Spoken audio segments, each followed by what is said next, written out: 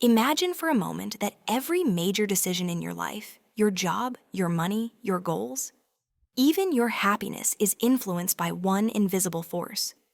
A force you can't touch, can't see, but constantly feel. Most of the time, it whispers to you. Sometimes it shouts. And occasionally, it tricks you into doing the exact opposite of what's good for you. That force is risk, but not the kind you've been taught to fear. Because while we spend our lives worrying about dramatic dangers, the truth is that the most consequential risks are the ones we never notice. In this episode, we're going to slow everything down. We're going to walk through a simple, clear-thinking framework that reveals the real structure of risk. Once you understand these levels, decisions that once felt scary will suddenly become obvious. And decisions that once felt safe might not look so safe anymore. Let's begin. Most people think they understand risk. They believe it's about danger or uncertainty or the possibility that something might go wrong. But the truth is, most of us have been taught to fear the wrong things. We worry about what looks scary instead of what is actually dangerous. We avoid moves that feel risky while walking straight into the ones that could quietly destroy us. Risk, in many ways, is invisible, and yet it shapes every major decision we make. Our careers, our money, our relationships, even the future we imagine for ourselves. So in this episode, we're going to break risk down in a way you've probably never heard before. A framework so clear that once you see it, you won't be able to unsee it. 5 levels of risk, from the ones that can literally end your life to the ones that silently erode your opportunities without you ever noticing. And somewhere in this hierarchy sits the kind of risk that the smartest investors, entrepreneurs, and thinkers constantly look for. Not because they're reckless, but because they understand something most people don't. Let's begin with a simple question. Why is it that 2 people can look at the exact same situation, but one sees danger, while the other sees opportunity? The difference is not courage, and it's not luck, it's clarity. Clarity about what kind of risk they're dealing with. Because once you can name the type of risk, you can control it. And once you can control it, you can use it. So let's climb this ladder together, from the most obvious and primal fears to the subtleties that quietly shape your life. Level 1, risk that can kill you. At the very bottom of the hierarchy is the most straightforward type of risk, the risk that can end your life. These are the physical dangers, the ones your ancestors evolved to detect. Falling from a height, driving at high speed, violent environments, life-threatening illnesses. What's strange is that humans fear some of these risks intensely while ignoring others entirely. We fear flying, even though flying is dramatically safer than driving. We worry about sharks, even though coconuts kill far more people every year. Our intuition for danger was built for a world that no longer exists. Today, the most dangerous things are often the ones we've become numb to, like driving sleep-deprived, not wearing a helmet, or ignoring our long-term health. The risks that can kill you don't care about your feelings. They don't negotiate. They don't offer second chances. This level demands one rule: reduce it as much as you can, because no opportunity is worth your life. But life-ending risks are actually rare. You're far more likely to encounter the next level, the one that can end your future without ending your heartbeat. Level 2, risk that can ruin you. This is the level people misunderstand the most. These are the risks that can cripple you financially, legally, or reputationally. They won't kill you, but they can end the game. Think about losing your entire savings because of one reckless bet. Think about signing a contract you didn't fully understand. Think about a decision that destroys your credibility permanently.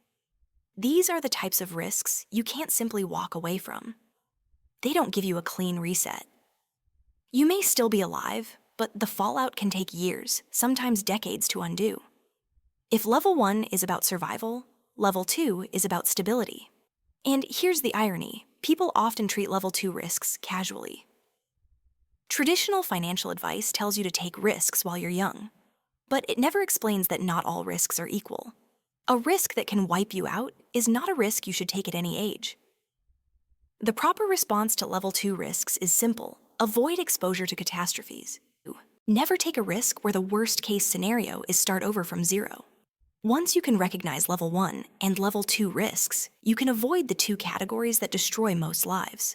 But the next level is where the real growth happens. Level 3, calculated risk. This is the type most people think of when they hear the word risk. It's the risk of trying something new, changing careers, starting a small business, moving to a new city, investing in an idea, asking for a promotion, entering a new field. These are the risks you can plan for, estimate, manage, and even cap. They're not fatal, they're not ruinous, they're uncomfortable. Calculated risks are the ones that expand your world. They push you into new skills, new environments, and new versions of yourself. They have predictable downsides and knowable upsides. But here's the key insight. Just because a risk is uncomfortable doesn't mean it's dangerous. In fact, almost all growth lives in this category. The danger isn't the risk itself, it's your avoidance of it. Because avoiding this level keeps you exactly where you are. It prevents you from improving your earning power, your network, your thinking, and your opportunities. Calculated risks are not for thrill seekers, they're for builders. And if you learn to distinguish them from levels 1 and 2, you'll start to see opportunities that felt terrifying before suddenly become logical.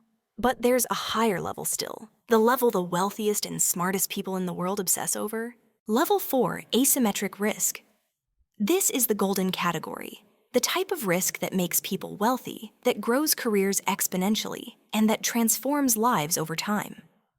Asymmetric risk is simple. You have limited downside, but enormous upside. You can lose a little, but you can win a lot.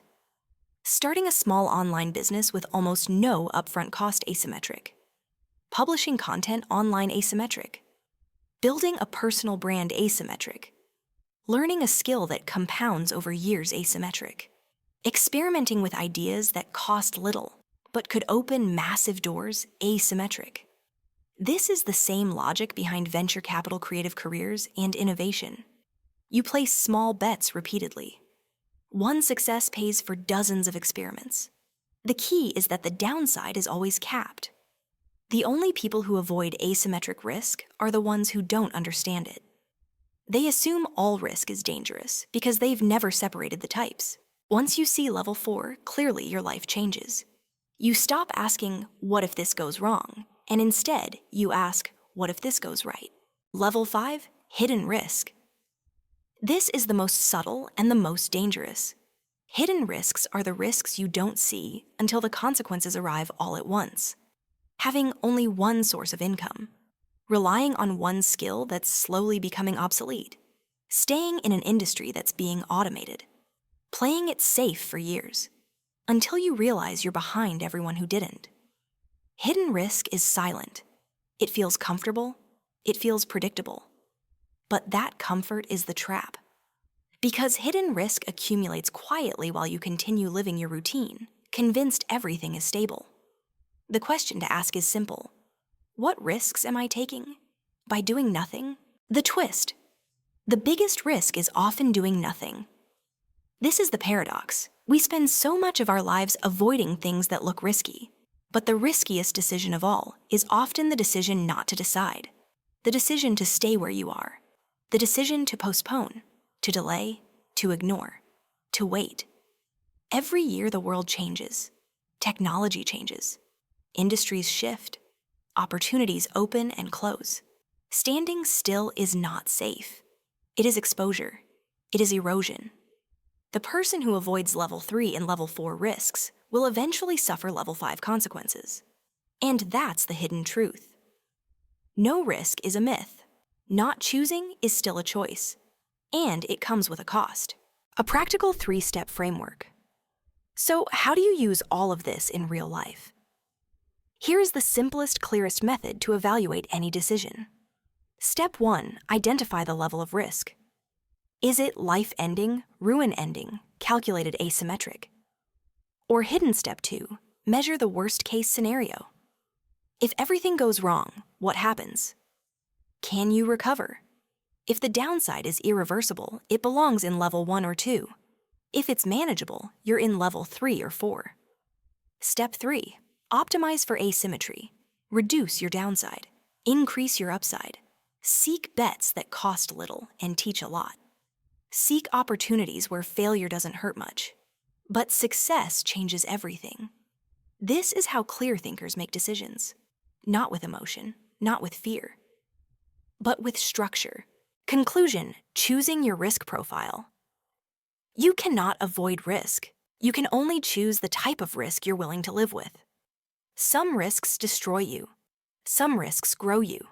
And some risks camouflage themselves under comfort and predictability. If you take only one idea from this episode, let it be this: smart people don't avoid risk. They avoid bad risk. They avoid unconscious risk. And they deliberately pursue the risk that pays them back in knowledge, in opportunities, and in freedom. Life is not about eliminating risk. It's about mastering it, understanding it, using it, and choosing the kind of risks that pull your life upward. Because the difference between fear and opportunity is clarity. Script ends. Risk is not something you eliminate. It's something you navigate. And once you understand the levels, the world opens up in a different way. You stop reacting to fear and start responding to reality. You stop avoiding the unknown and start shaping it. You begin choosing risks that build your future instead of ones that quietly dismantle it. Because every choice, even the choice to do nothing, carries a cost. The difference is that now you can see the cost clearly. If this episode helped you think differently, consider joining me for the next one. We explore the hidden structures behind everyday decisions, the forces shaping how we live, work, and grow. And if you'd like more deep, simple explanations like this, make sure to come back for future videos.